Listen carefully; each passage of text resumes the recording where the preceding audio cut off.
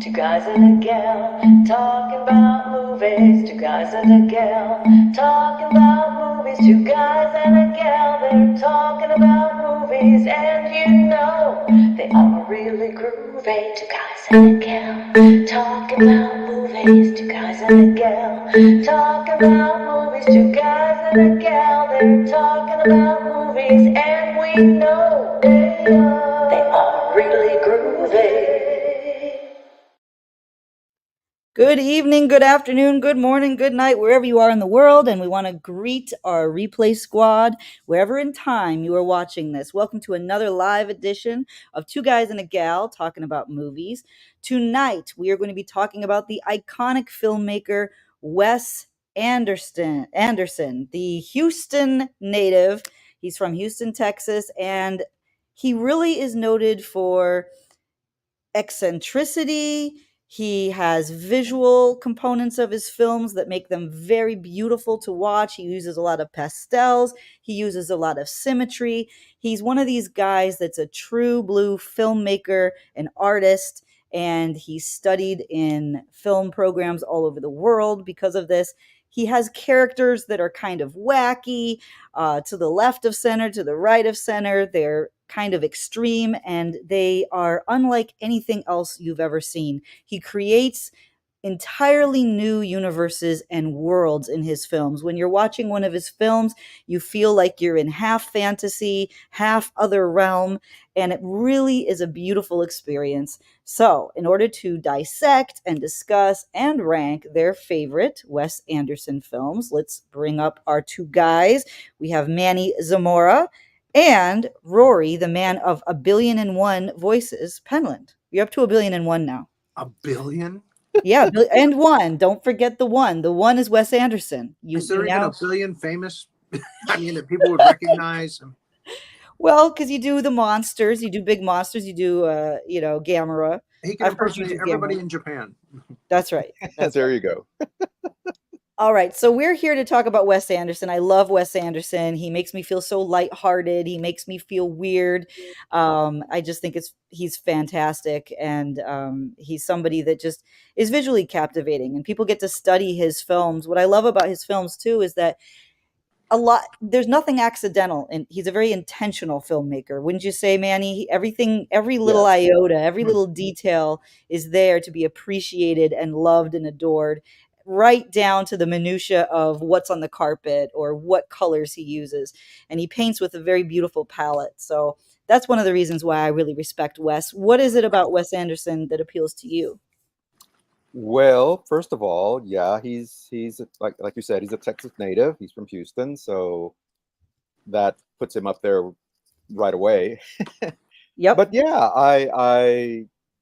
he's a very painterly director.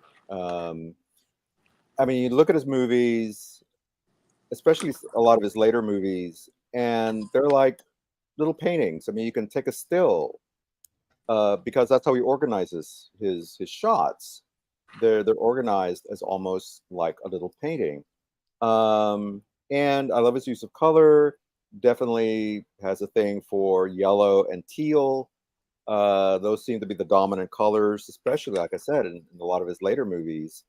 Um, and he has what I think is a very kind of almost European sensibility about the movies, especially a lot of the new wave auteurs from the 60s and 70s that basically said, why are we pretending that movies are like real life?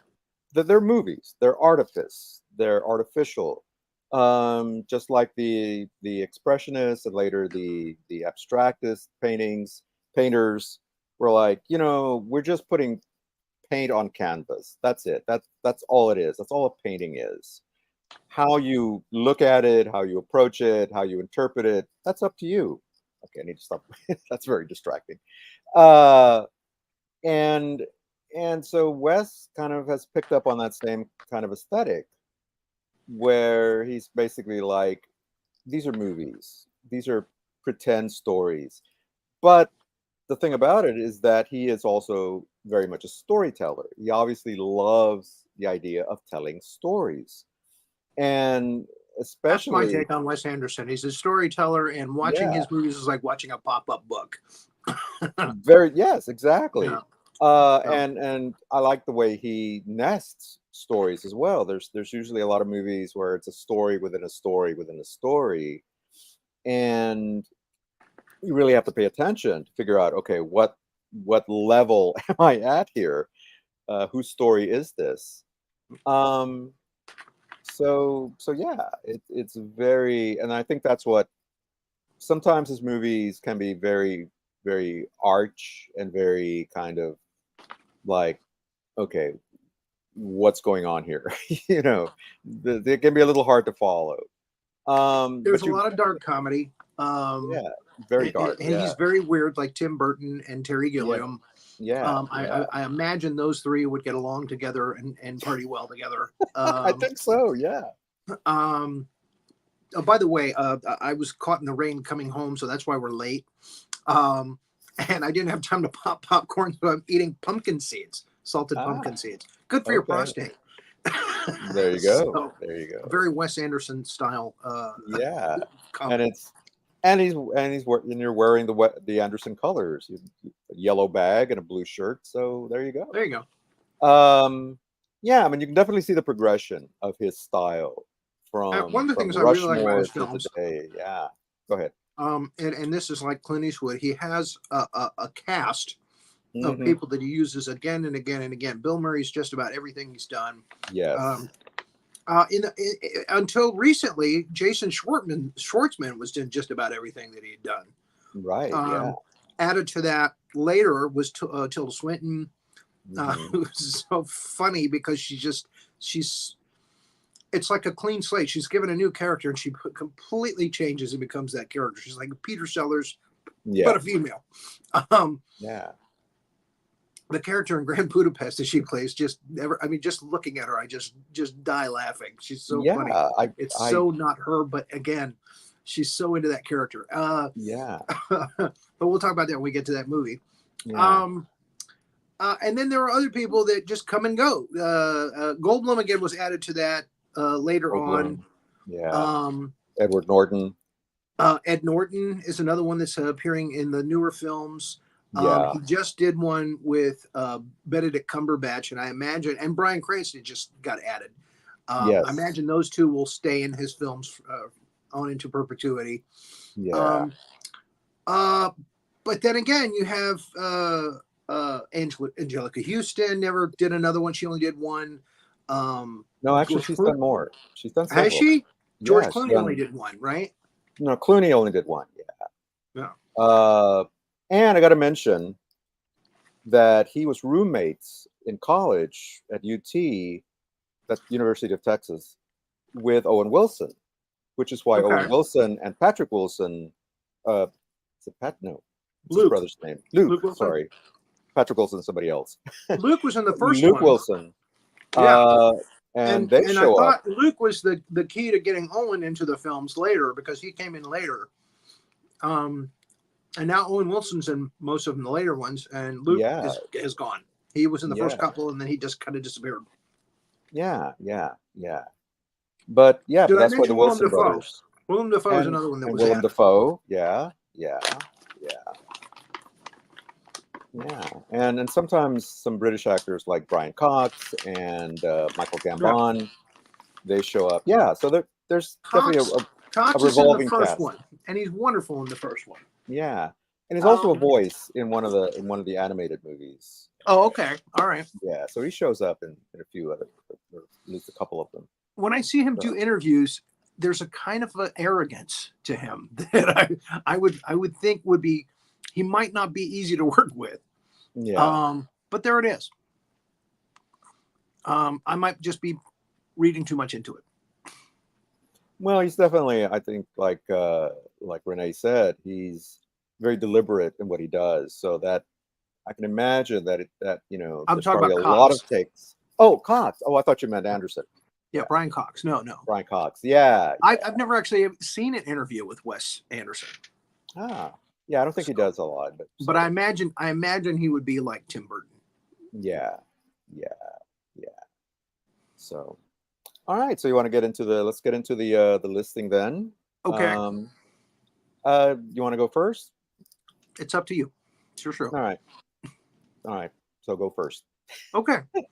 My favorite of all of his films is The Royal Tenenbaums, Okay. and a wonderful cast. And again, a lot of people only did this movie. Hmm. Ben Stiller. Hmm. I don't know if he was been any of the others. I don't think so. Gene Hackman. Gene Hackman is this movie. It's his movie. I mean, he Yeah. is so wonderfully nasty and unlikable in this film. And when the little Indian guy sticks him, shivs him again. You son of a bitch. Yeah. So, yeah, I just a wonderful character piece, and just very very dark humor, and oh, she's in the Marvel universe. Pepper. Oh, Gwyneth Paltrow. Gwyneth Paltrow. This was the only one I think she did. Yeah. So. And again, her character is, which is delightful, for all the wrong reasons. that's basically Wes Anderson. You're laughing at all these characters for all the wrong reasons. Yeah. I almost feel guilty about it. Yeah. And like we were talking about, both the Wilsons are in there, playing different characters. Mm-hmm. Yeah, it's a huge cast. Really good movie. Yeah, but And it's about family, and it's how about family. dysfunctional families can be, even at that level. Well, from what I've read, it's kind of almost semi-autobiographical. Oh, It's inspired by his own life. His mother, Anderson's mother, was an archaeologist, just like Angelica Houston's character in the movie.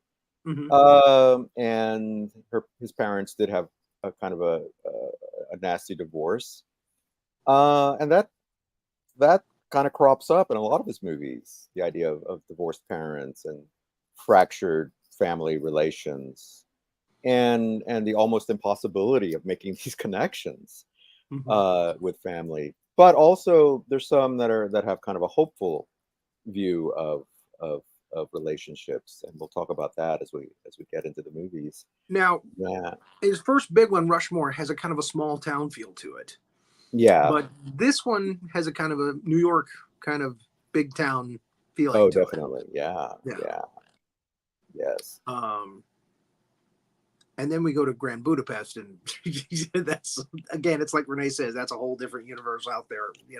Well, I think, like I said, you can see the progression of his style, but also of his themes, and a lot of his later movies.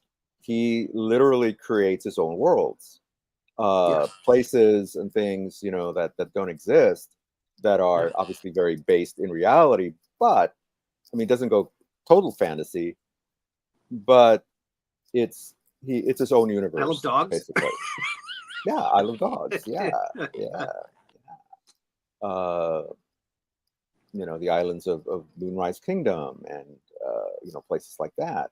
So yeah, early on, he was using more realistic places like New York and so on, but then kind of decided, you know what, I'm just going to create my own little worlds. So, and speaking of the Grand Budapest he probably Hotel, wanted to create his own little worlds in the beginning, but Hollywood, in the film business, probably just wanted to do it. Yeah. Oh, so he had to work his way up to that. Yeah, when you could have a little more clout. Because you can tell his early movies were very much still Hollywood style movies. He hadn't quite gotten that. Yeah, they're more grounded than the later ones. They're more grounded. Yeah, exactly. Yeah, especially Rushmore and even Royal Tenenbaums. Mm-hmm. So my number one is the Grand Budapest Hotel. Yeah. That's my number two. Cool. And this one, you definitely get the Wes Anderson feel, the Wes Anderson style. Look at that look at that hotel. I mean, the symmetry, the colors, the nesting stories, and just again, a wonderful performance from Ray Fiennes, Mm. who I don't think is given enough credit for being the really really great actor that he is. And you Oh get no, Ian, no, I totally agree with you. I think he's a yeah, wonderful actor. And yeah, again, yeah, anything and he plays, he's yeah, there. He's yeah, 100% there. Yeah. yeah, and even in movies that I think are probably really beneath his talent, like the Clash of the Titans remakes and stuff like that, or Oh, I forgot about that one. yeah, But yeah. Well, that's not hard to do, Red and Dragon, that was. yeah, Why did you do that one? Uh, yeah, yeah. uh, Manhunter was good enough. yeah, Uh, so now, of course, he played with Brian Voldemort in Cox as the Lecter. yeah, and of course he played Brian Cox. He played Voldemort in the Harry Potter movies, so that's Correct. probably his biggest claim to fame. Yeah. But yeah, but the whole cast, and again, And we have him and the James Bond. yeah, yeah. Um, but again, you get the Anderson regulars: Bill Murray, Owen Wilson, Jason Schwartzman, um, and Edward Norton shows up. Willem Dafoe shows up. And you mentioned Tilda Swinton as Yes. the Duchess or whatever she was, the Madame, Oh, in Adrian the old Brody, age another makeup. one that showed up in that one, Adrian and Brody, he's yes, been yes, in most of them he's been after. yeah, he's been in a couple of his films. Well, and another one we're going to talk about later. So yeah, it's just a wonderful story. Uh, Yeah. And again, there's just a richness to Anderson's movies that you just never know what's going to happen. There's an unpredictability, and I think that's one of the things that I really like about his movies, even some that I don't particularly care for, but Mm. there is you they're not conventional Hollywood movies. You're not going to predict what's going to happen next. It's just impossible because the stories can go I never thought anywhere. about that, but yeah, you're right. They are unpredictable. They are totally unpredictable. And I think that's one of the things that some people like about the movies, some people hate about the movies. Because people who like, okay, I want to know, I want to know, you know, but he doesn't. So anyway, but that's my number one is the Grand Budapest Hotel. Okay, that was my number two. Okay. Again, you mentioned Ray Fiennes is wonderful in that, as is again Tilda Swinton. Every time I look at her in that, it just has me. It just tickles I me. know. It is Yeah. so not her, and yet she's so wonderful. Right, exactly. So, and Yeah. the whole reason for the movie is basically their tryst. Yeah. That's what it all hinges on. Yeah. And I forgot to mention F. Murray Abrams. F. Murray plays Abrams. Yes. plays kind of the narrator or the person who tells the story to. Yeah. Well, it's another device that Anderson has used frequently in a lot of his, I think since then, using narrators and using, Right. voiceovers to tell the story. In fact, sometimes as the story's happening, Right. uh, as kind of a not even a framing device, but just as a narrative device to sort of get you from and chapters. It's like you're reading a book, or it's almost like Or you're watching a somebody's stage play. or watching a stage play. Exactly. Yeah. Um, Later on, he started using that kind of metaphor. yeah, exactly. So, all right. So that's your number two. My number two is The Fantastic Mr. Fox, Okay. which is actually an animated movie done in Right. the old sort of stop motion, kind of like the Ray Harryhausen movies, although it's not monsters, obviously, and no humans are in it. But well, no, like real human character. I mean, there's Actually, yes, the three human antagonists are yeah, are men. they're human characters, but not like Right. flesh and blood human beings, if you know what I Oh mean. no, yeah, they're animated as Yeah, well. So it's they're all it's kind of animated like Wallace characters. and Gromit, Wallace and Gromit, yeah, exactly. That's except not that far. yeah, They're a little more realistic than that. yeah. It's It's like Mr. Toad meets Wallace and Gromit. yeah.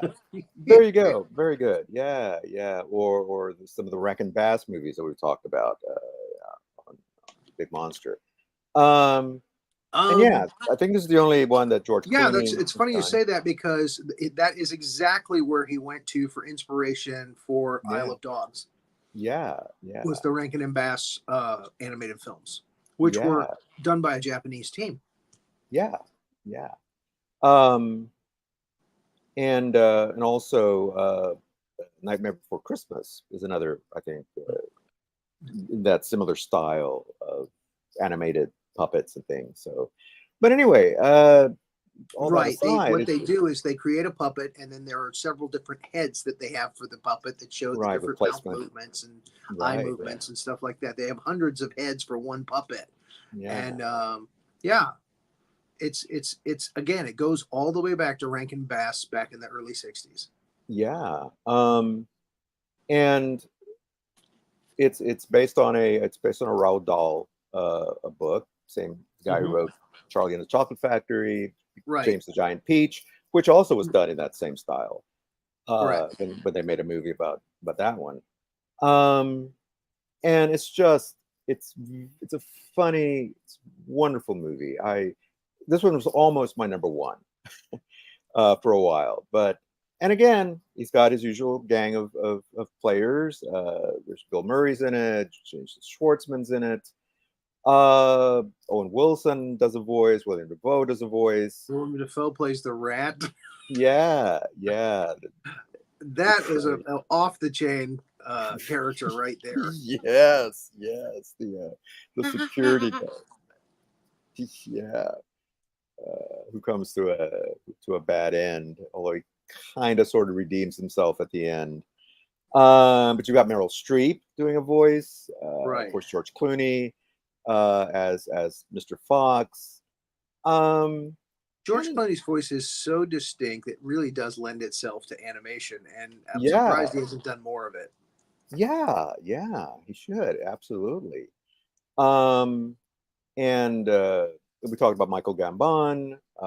He's the lead villain in the story. Right. He's one of the three brothers, or the three men who own these different factories that the Fox winds up raiding, and they all turn factory. The cider factory, yeah. So for those of you who don't know who Michael Gambon is, he's a British actor who took over as Dumbledore in the Harry Potter films when Richard Harris passed on. Richard Harris did the first two, I think. And yeah, then, he did the first two. Took over Dumbledore for the final 5 or 6. Yeah, yeah. Or actually, didn't he pass away? The last one, he's already gone. He's passed away, but yeah. But you get it. You get it. He's also in a wonderful movie where he plays like the lead gangster in called Layer Cake. Oh, I always want to call it 4-layer cake, but it's Layer Cake. Layer Cake. Yeah. It's a James Bond. Oh, Daniel Craig. Daniel Craig film just before he got James Bond. Yeah. In fact, that's what got him the Bond gig was Layer Cake. Or such a good movie. Or so yeah. Bad. Danny Boyle, I think, directed that one, right? Yeah. Maybe? Yeah. No? Okay. But anyway, we're talking about Wes Anderson. Yes. We'll do Danny Boyle another night. Yeah, we'll do Boyle's in another story. But, all right. Anyway, so, and again, the themes of family show up here, and the fracturing of family, the coming together of the family. Jason Schwartzman plays the son of Mr. Fox and Mrs. Fox, who wants to be an athlete. he thinks he's an athlete, but he's kind of small, and all this. And then he has kind of a rivalry going with his cousin, uh, who is good at everything apparently, and who Mr. Fox sort of takes under his wing, uh, and so there's a bit of rivalry there. Though eventually, of course, they come together and become friends. But anyway, good movie. Don't be put off by the fact that it's animated. It's a delightful movie and highly recommended. Okay, so number 3.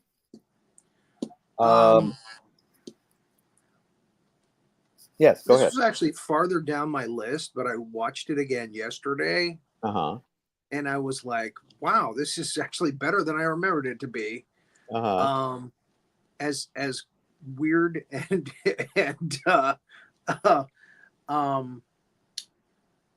I don't want to say depressing. That's too strong of a word, but it's not the happiest of endings as far as it just kind of is there. The ending. It's Rushmore. Oh, okay. Which was his first big one. Yeah. And it definitely sets up, again, his directorial style and his storytelling. And Schwartzman is just out there, as the lead character. Yeah. He's an overachiever, underachiever. And Brian Cox's character is kind of like the Dean Rooney in Ferris Bueller's Day Off, except not as crazed. But you could just tell he hates Jason Schwartzman's character. Yeah. And then you've got Bill Murray, and a wonderful ensemble cast. And it's just there's like no point to the story. It's just kind of there. It's a character piece, and it's just kind of there, and it's amusing. It's fun to watch. So Rushmore's number 3 on my list. Cool. Number 4 is Fantastic Mr. Fox. Okay. And you said something there just now about the movie having no point. And really, you could almost say that about all his movies. There's really not a point. There's not an actual plot. It's just a lot of different character moments. Exactly. Yeah. And we got to mention Olivia Williams, who plays Mrs. The teacher that Schwartzman and Murray wind up sort of fighting over. Yes. She was delightful. She was wonderful. I don't know if I've seen her in anything else. And she wasn't in any of the other Anderson movies. Sort of, again, one and done. I kept saying, is that her? When I was watching later films, I was like, is that her? Yeah, I don't think so. Especially in Asteroid City, there was a character in Asteroid City that I was like, is that her? I didn't have her name in front of me at the time, so I didn't check it, but she might be in some of the other movies as a smaller character. Just a possibility. Possibly, yeah. Okay, so that's your number 3. My number 3 is actually Moonrise Kingdom. Okay, that's my number 5. Oh, okay. This one, I really enjoyed this movie. And for a while, think this one was going to make my list. Yeah. Again, it's number 5 on the list. I didn't think it was going to make my list. I thought it was going to be an honorable mention. But I had to give it. I had to put it on the list for this. This is one of Ed Norton's best performances, I think, and Bruce Willis. Bruce Willis is in it. Yes. And I just his character is so. When you see some of these actors that are in these films, you expect these are people that have done action films, and these characters are so understated and so what's the word I'm looking for? Nuanced, maybe. Nuanced. I should say. Yeah, they're so nuanced, and again, they're so held back. I mean, it's like there's a saying in theater: less is more. Hmm. And a lot of these characters, again, it's less than you expect, and yet, you know, Is that your ring light giving you trouble again? Uh-oh. Oh, somebody froze. I'll say though, with the lighting, that was a beautiful Wes Anderson type portrait with the lighting Yeah. when he was stationary like that. It was kind of a can you see me? gorgeous moment. Oh, all right, you're back. There you are. Am I back? You're back.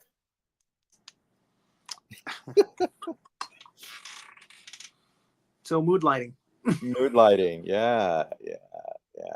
But I anyway, said I was yeah. going to have it fixed before this week, and I didn't. No, no. So yeah, there's a connection here and a power strip that's not working properly. Oh And no. the thing keeps coming loose. Yeah. And when I plugged my phone in to keep it charged. Yeah. Um, power Oh, there it strips. is. Power strips, depending.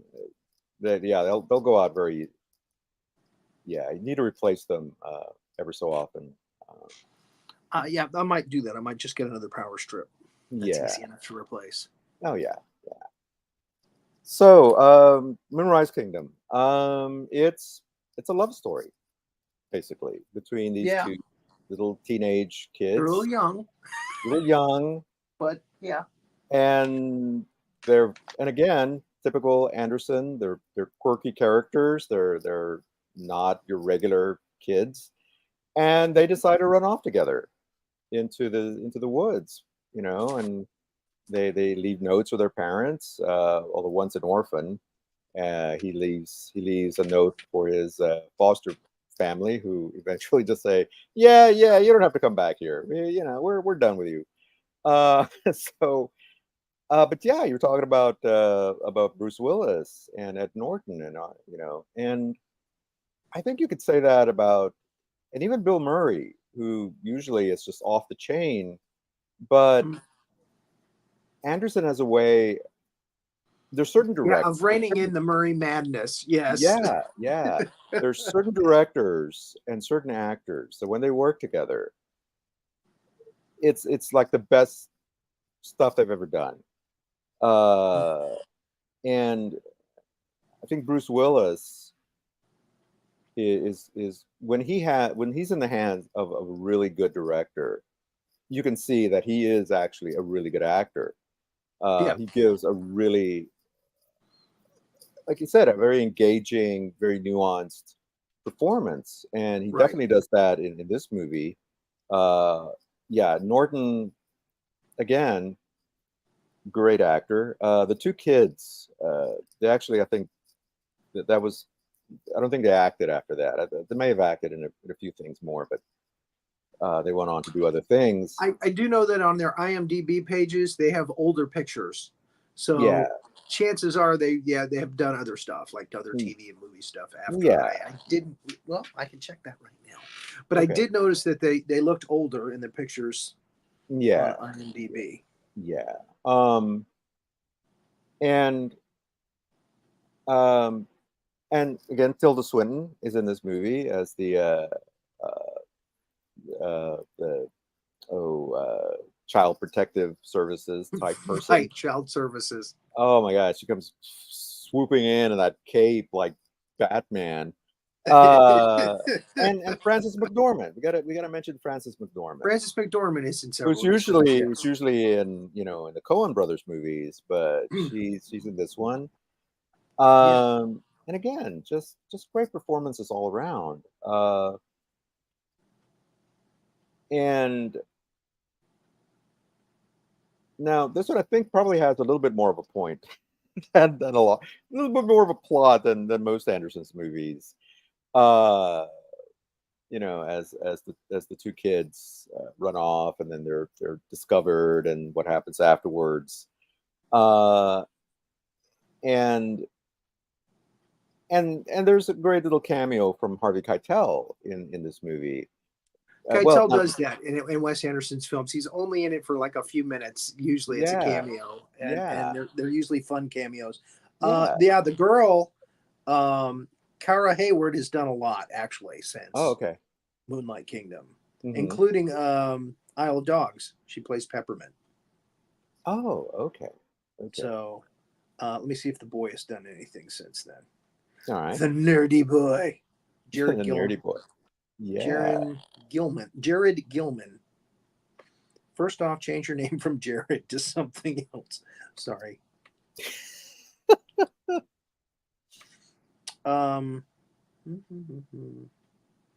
Yeah, both of them. Moonrise Kingdom was their first film, 2012, Right. and yeah, Yeah.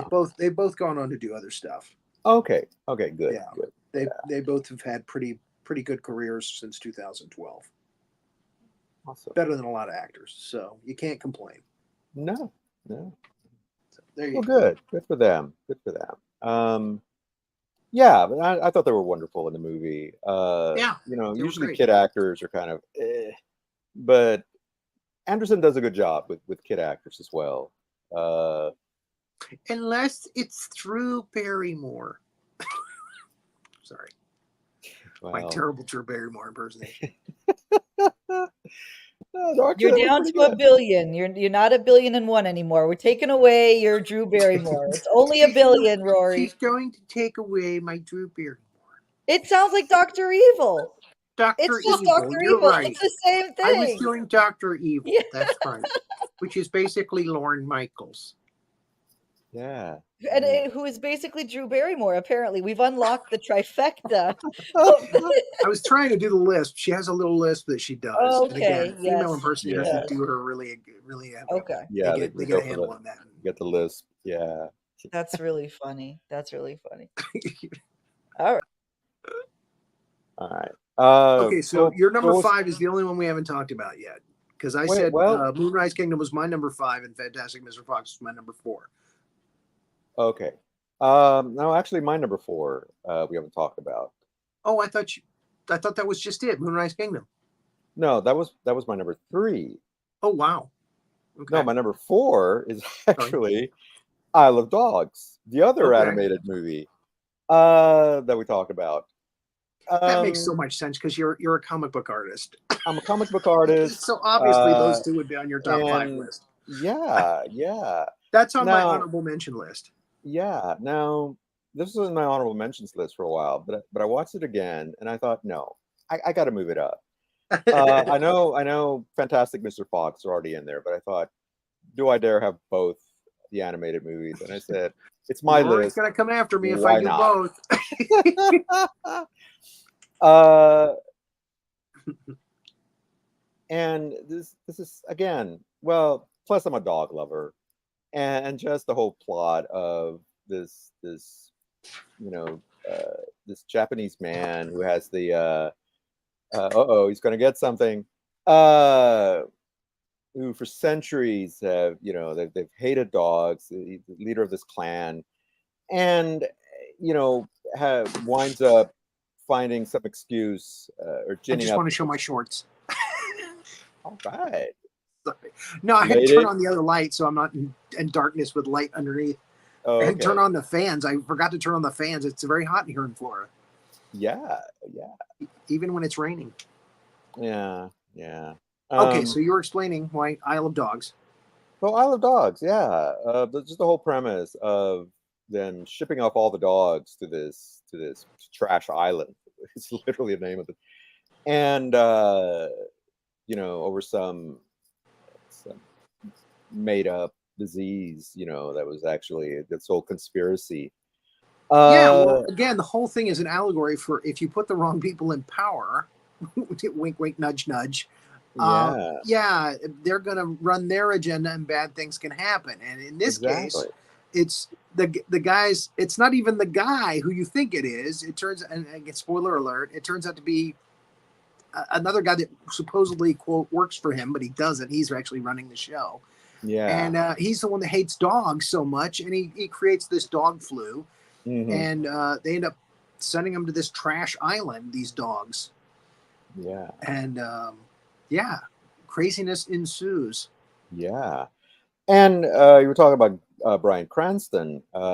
He is the voice of one of the lead characters, one of the dogs, Mhm. Chief, and there's a Scarlett Johansson does a voice, Right. and of course all the regulars. You know, Bill Murray does a voice, and so on. Johansson. I can't remember if Asteroid City came before this or after.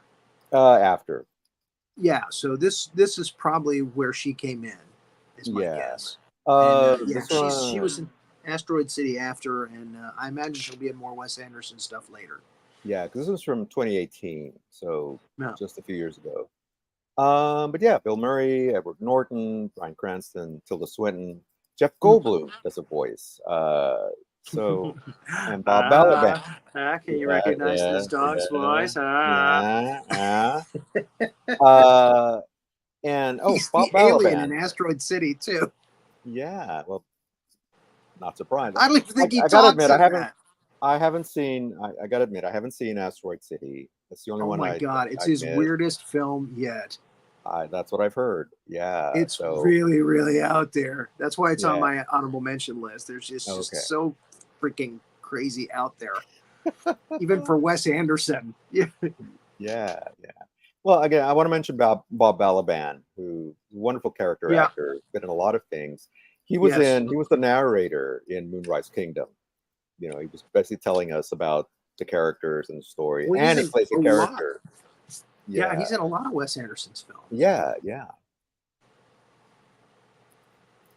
So anyway, but yeah, And rightfully so. He's a wonderful actor. You know, in the same vein as most of the actors that are in these movies, and he deserves to be there.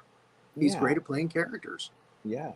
And you know, I'm surprised that Anderson doesn't do more animated films. I know it takes longer to do them, Yeah. especially when they're using that style. But And he likes it, Roald Dahl, and he which likes lends Roald itself to Dahl, that. Yeah. which we'll talk about here in a minute. So yeah, I mean, it really, you know, the way he approaches movies and his style. I mean, animation seems to be something that I would think that he would gravitate towards. But he's only done the two. He's only done like Fantastic Mr. Fox and this one. So If the story needs it, then yeah, then he does it. yeah, yeah, So he's a storyteller, and yeah, if the story relies on it, needs it, then yeah, he'll do it. yeah, But he enjoys working with these actors, you know, live, yeah, yeah, setting yeah. up his stories, his little pop-up books. Asteroid City really, really is like a pop-up book Hmm.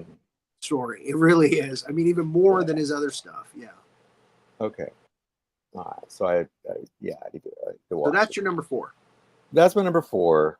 You said your number 5 was Moonrise Fantastic. Kingdom. Oh, Moonrise Kingdom. Okay. Fantastic Mr. Fox was my number 4. We've talked about Okay. it. Moonrise Okay. Kingdom, we've talked about it. So we're done with my list. Your All list right. still has a number 5. My number 5 is actually, and I don't know if this is cheating, and quite frankly, I don't care. But my number 5 is The Wonderful World of Henry Sugar and Three Other Stories. Oh no, that's There's on my honorable mention list. okay. Yeah. All they're all Roald Dahl stories. Mhm. And again, we got Ray Fiennes, who plays Yeah. Roald Dahl, who's telling the stories, and he plays characters in the stories. Right. And The rat catcher being the best the one. rat catcher, I love that one. Yeah. It's so freaking off the chain crazy. Yes. Yeah, yeah. That one shot it to the top of my honorable mention list. Yeah. So just seeing Ray Fiennes play the rat catcher. yeah. And not Abraham. Ben Kingsley plays. Yes. You know, he's in all. I think he's in all the stories, all the different stories. But it's basically Ray Fiennes and also Richard Ayoade, who people, if you've ever watched the IT Crowd, wonderful comedy series from England, you recognize him immediately. He plays a character, a lot of different characters in some of the shorts as well. And Dave Patel and an actor named Rupert Friend. Anyway, they're all very different stories, but just and Benedict Cumberbatch plays Right. a number of characters in this. Right. It's on Netflix if you want to see it. If you want to know what the hell we're talking about. Yeah, the wonderful story of Henry Sugar and three more. Yeah, exactly. So there's And four so stories, there's four stories altogether. The first one and is strapped in with some narration. yeah, yeah. But you were talking about how his stories kind of become more like stage plays. This one definitely. Yeah, You this see is one of them. stagehands coming in, see sets being changed. I mean, it really is like Yeah. it's a combination of things. It's like The you're French reading, Dispatch also, very yeah, much so. like you're hearing. It's like you're listening to an audiobook, but watching it being performed as well. And you're watching a play, and you're watching a movie. It's all the story.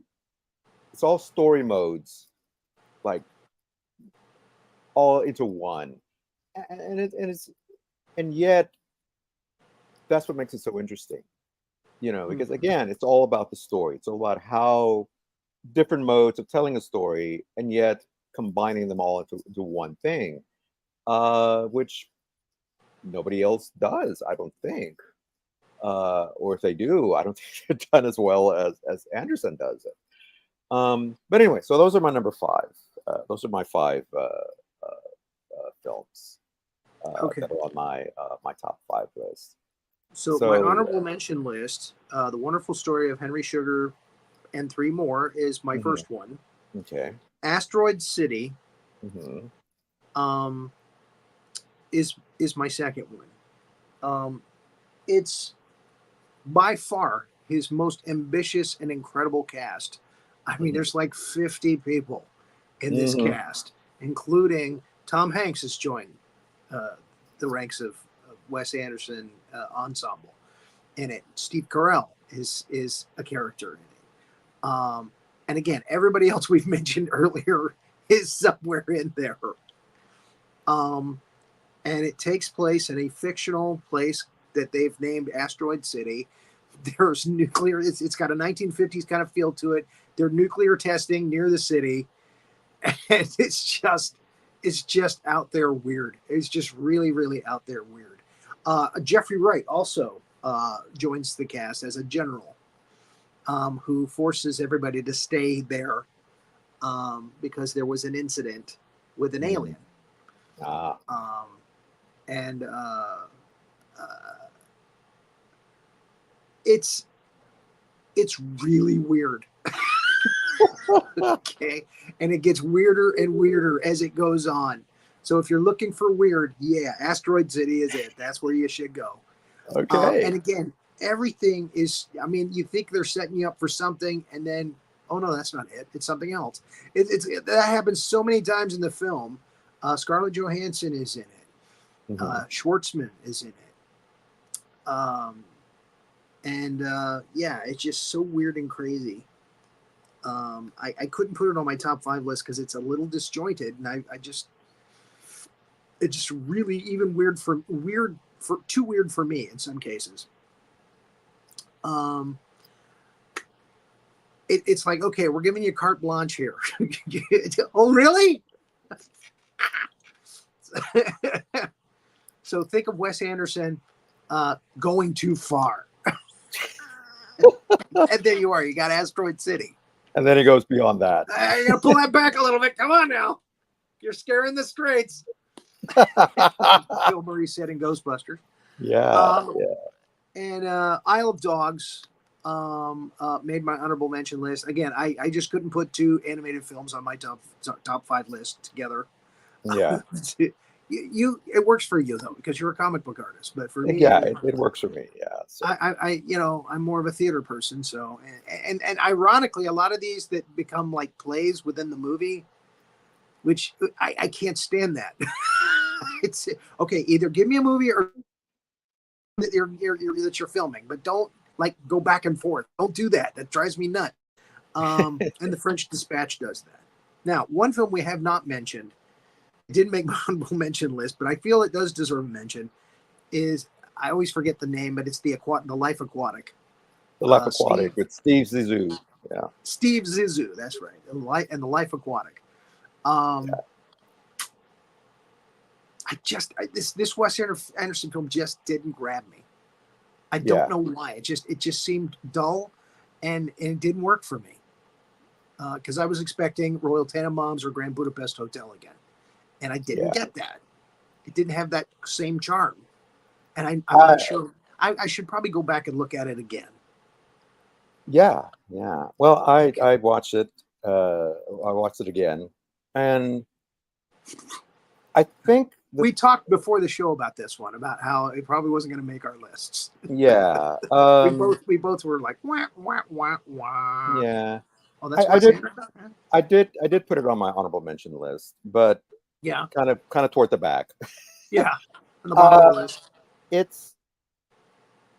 It drags. I watched it again, and I really wanted to like it.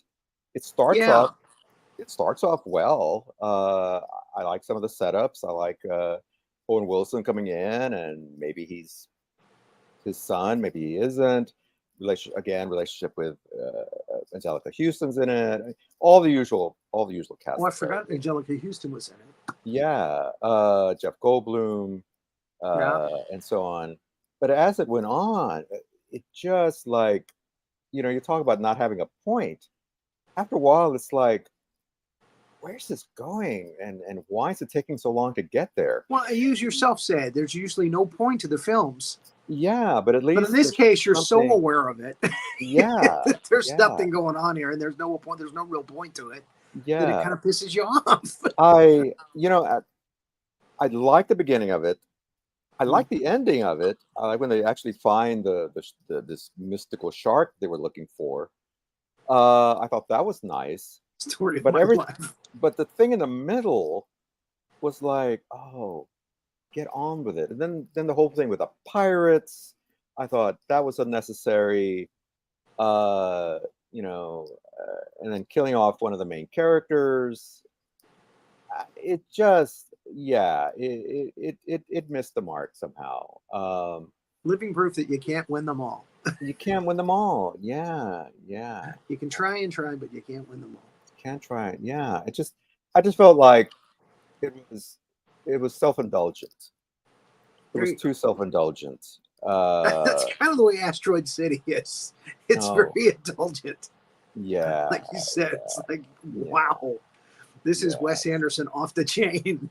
Yeah. So I was disappointed. Hopefully, what I said here will get people to watch it, and then they can make their own judgment. Yeah. No, it's entertaining, but it goes in different directions you don't expect it to, and it's just weird. Yeah. And in some cases, that's fun. I think that's I think that I think that's what was missing from Life Aquatic. It wasn't really that entertaining. All these other movies, at least there's something there that you can, whether it's the family relationships, where it's just the characters. After a while, and Bill Murray's character is not really that likable, And Roy, I want to hear from you. Yeah. So anyway, okay. So on my so on my honorable mentions list is the Royal Tenenbaums, which was on my top 5 for a while, but it kind of got bumped for another movie. But it's a good movie nonetheless. I did enjoy it. I loved Gene Hackman's performance. It got bumped for Isle of Dogs. It did. Yes, it did. Puppies. Yeah. I really like dogs. It was a hard decision, but I thought, no, I got to go with my heart. I got to go with my gut. But I actually watched it at like 2:00 last night. I had to skim through it because it was it was 2 movies that I didn't get until late last night. I didn't go to bed until like 3:30, close to 4:00. Oh my gosh. Yeah, because of that. Yeah. I did want to see them though before we did this show. I didn't want Yeah, to have to go, oh, I didn't see that one, yeah. you know. And I unfortunately, yeah, they it took a long time for me to get them. yeah, And finally they came through late last night. yeah. But Early this morning. I love Gene Hackman's performance. Yes. Again, not a particularly likable character, No. but still just fun watching him, Terrible. just going through all these, Oh all these man. various Please things. text me. Send me a message, man. Miss you. Yeah, what's up with that? And again, Angelica Houston, And her Owen vulnerable. Wilson's character. I mean, all the Yeah. characters. And I'm surprised that Stiller hasn't done more movies. Who knows? Maybe he just Yeah, you would think that yeah, he would lend himself to these movies, but I yeah. guess I maybe don't they know. didn't get along when they were Maybe maybe they didn't it was click or something that he something. set him off. I don't Yeah. know. Because this is So the only one he's done. yeah. But again, it just continues the theme of Stiller, family, when he's in something, fractured Stiller wants family. to be in control. He's like Tom Cruise. He wants to be in control. Yep, yep, absolutely. He's a So director too. yeah. One we didn't talk, but we haven't talked about, it's on my honorable mentions list, which I think is actually a good movie, is the Darjeeling Express. Haven't seen it. Uh, it's so Owen Wilson, Adrian Brody, and Jason Schwartzman. They play brothers who are on this the the title of the movie is the name of the train that they're on. Yeah. They're in India. They're uh, they're going to visit their mother. Although the other two, Owen Wilson has sort of set all this up, and he said, "Well, we want to go on this spiritual journey and soak up the culture and all this stuff." But he has an agenda. He wants to go see their mother, who is a nun living in Jeez. this place in India. Played by Tilda Uh, Swinton. no, actually, Angelica Houston again. Angelica Houston. Uh, and their father has died, which again is another recurring theme: death of a parent. And so it's about them going on this journey. Um, oh, Troy's given you his number. Oh. Yeah. Screenshot that. Take that off. I don't know that that's his phone number. I think it's something else. I don't think it's his Oh, phone number. oh, okay. Okay. His measurements. He should, if it's his number, he should text it to you rather than showing it through the Right, world to showing it on see. a show that's can be seen by anybody. Exactly. Yeah, a little bit more discretion there, Troy. I probably have that number, and I probably should have texted him myself from that number. Anyway, Yeah, yeah. But anyway, it's an interesting movie. And again, it's another of his recurring themes of the fractured family. These guys, these grown men, haven't seen each other for like a year or so since their father died, and they're finally coming together, and you kind of explore each of what they're going through. Schwartzman has like a little brief affair with this Indian woman who works on the train. Uh, Brody has this wife that is pregnant, and he's not sure about being a father. And Wilson is this very controlling character who's had this accident, which is why he's all bandaged up. I know you saw it on the poster there. But then you find out, well, he tells one story, and then you find out later on what the real story is of why he's all bandaged up. okay, And it's a character study okay. of these men kind of having to grow up and take responsibility for their lives. Hmm. I But will but it's definitely a have good to little look it up. story. Yeah, yeah. So there's that one. Rushmore's on my list, Yeah. and Life Aquatic. So So that's my honorable mentions. And there we go. Again, Wes Anderson doesn't have a lot of movies. He doesn't make like 2 movies a year. You know, it's usually the other way around. It's like 3 or 4 years between movies. Yeah, in other words, it takes his time. So who are you talking about next week? Next week, man, I should plan this. Working text. You know, I had 2 weeks. You know, I had 2 weeks to plan this out, and did I? No, of course not, because that would be, that would be way too easy to do that. So let me see. We should make Rory do all black and white depressing movies. I'm just kidding. I was just making a joke, but that'd be hilarious. Let's do film noir. Let's do all film noir, and Rory will be he'll love it. I love film. I like film noir. I do too, but I do too. Yeah. I was kidding. No, we're not going to torture you. We love you. All right. So on my list here. Well, let's see. We'll let the crowd decide here. So on my list currently is Robert De Niro, Marlon Brando, Humphrey Bogart, Anthony Hopkins, Dustin Hoffman, Christian Bale, Jack Nicholson, Kevin Bacon, and Sidney Poitier. Well, that's all the actors, and I also have actresses. But we did an actress. I want to do an actor. Do we want to do De Niro? Just do the first one on the list. We just go down the list. We can do that one. We can do it. Yeah, bet. Do De Niro? Yeah. We can do that. Yeah. Actually, I think we've been promising to do De Niro for a while. So. Okay. Yeah, let's do Robert. Let's do De Niro. There's a lot of films to go through. A lot of films to go through. Yeah. So. Oh boy, that's good. I love it. That's gonna be fantastic. So second of the top 5. It's gotta be hot. It's gotta be hot. You're looking at me. I'm looking at you. You're looking at me. That's terrible. Are you talking to me? Are you talking to me? I don't know why. I'm making my 5 list right now. Why? Yeah, I can see it. I don't know.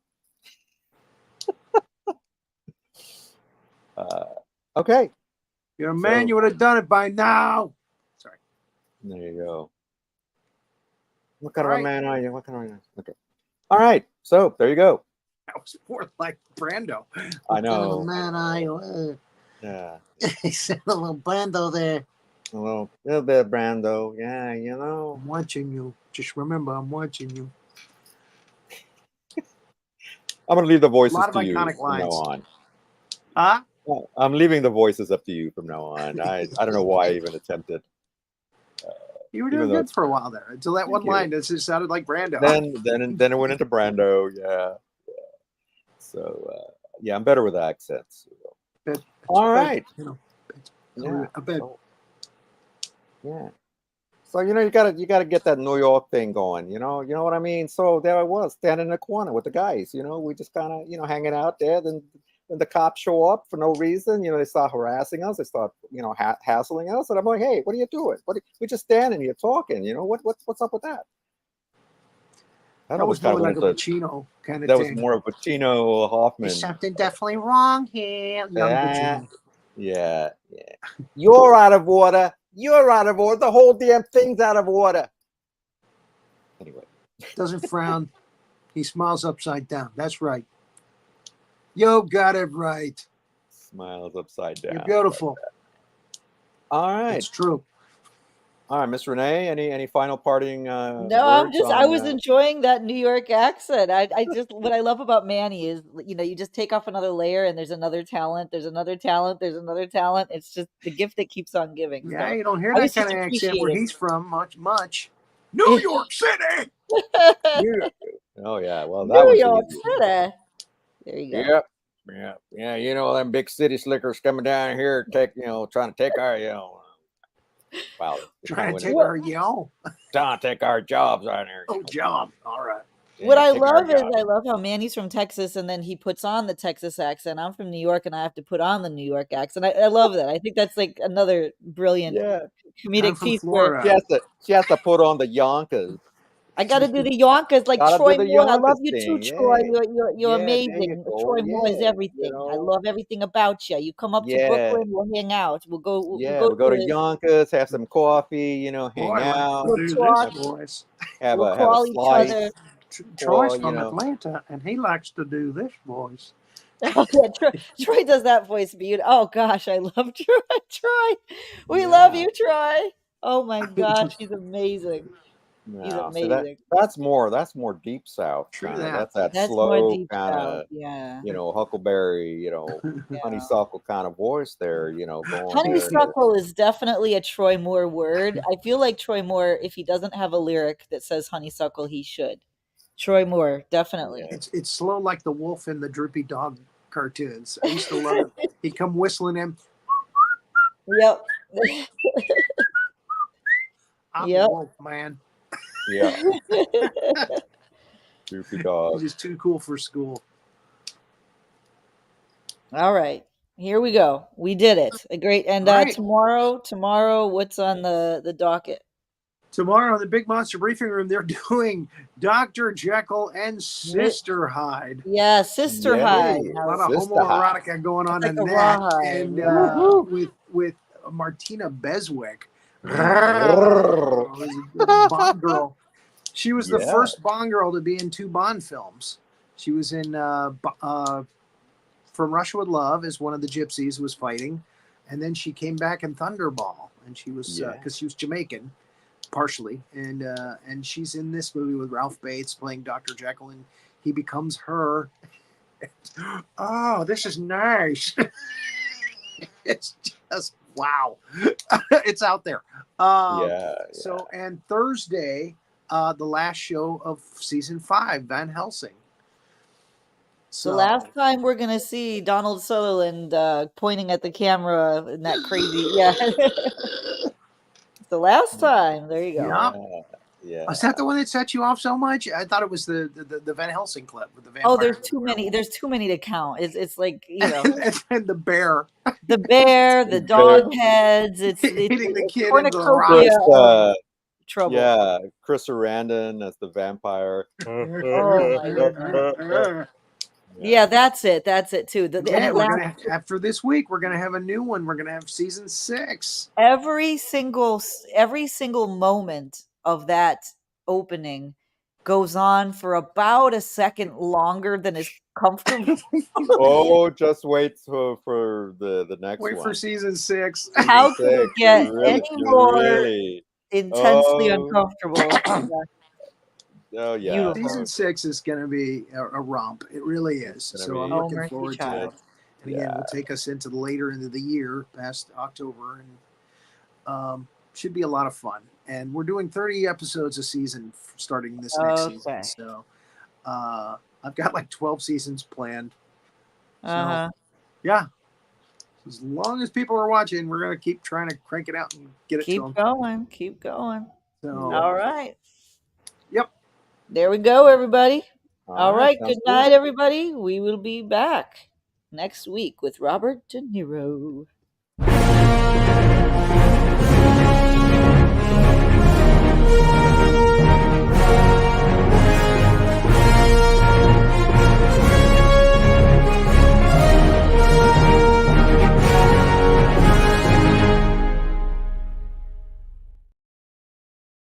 Thanks for watching this episode of Two Guys and Sometimes a Gal Talking About Movies. Be sure to like, subscribe, and click that notification bell to get future episodes.